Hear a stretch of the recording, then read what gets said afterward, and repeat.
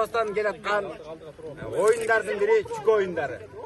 Чүкө oyundары биздин ааламда азыркы 21-кылымда изилденген изилдөөлөргө таянсак, ааламдагы эң биринчи муктаждыктан келип чыккан oyundардын бири болуп эсептелинет. Биздин кыргыз эли ата бабабыз мурас кылып бизге калтырып кеткен чүкө oyunдар 84кө бөлүнөт. 84-тün ичинен активдүү жана пассивдүү деп бөлүнөт. Активдүү oyunu бул кыймыл аракеттеги oyunдар, физикалык. Ал эми пассивдүү бул акыл oyun, чеберчилдик, сезимталдык, акылгөйлүк, айлакерлик ойногон oyunдар болуп эсептелинет. Мына биз чүкөлөр болсо маалында келе турган болсок, бул чүкөлөр баарыбызга маалым болгондой майда жандыктардан келип сөөгүнөн жото жилигинен келип чыккан чүкөлөрдү биз чүкө дейбиз. Чүкөлөр оңго, анан солго бөлүнөт.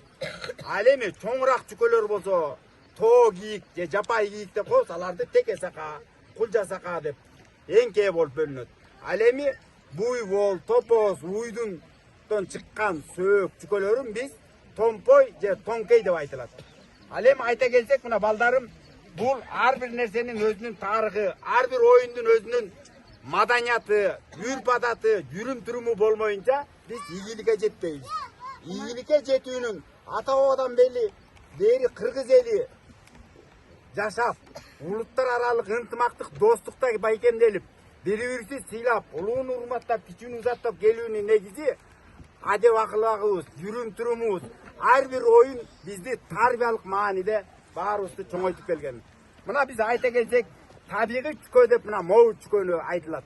Бул табигый боелбогон чүкө. Калган чүкөлөрдү biz kadimki bizden ösüp gelgen endik, joşo siyaqtуу tabiqatта жасалбаган химикатсыз боектор менен боелгон.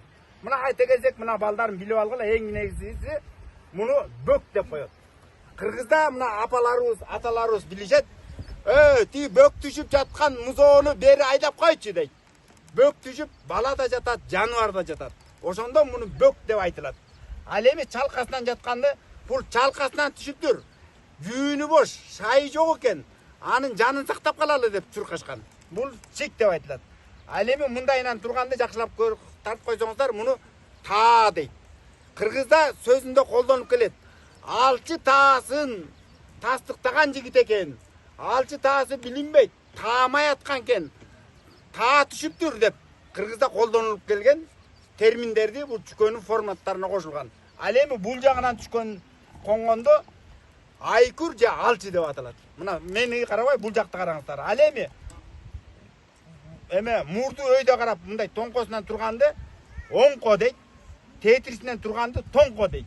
Ал эми мындай кыйшайып түшүп калганын кынты дейт. Андан тышкары чүкө бири-бирине тийишип калса, муну сөөк деп айтат. Себеби биз ойногон каражат кылып ойногондо чүкө дейбиз.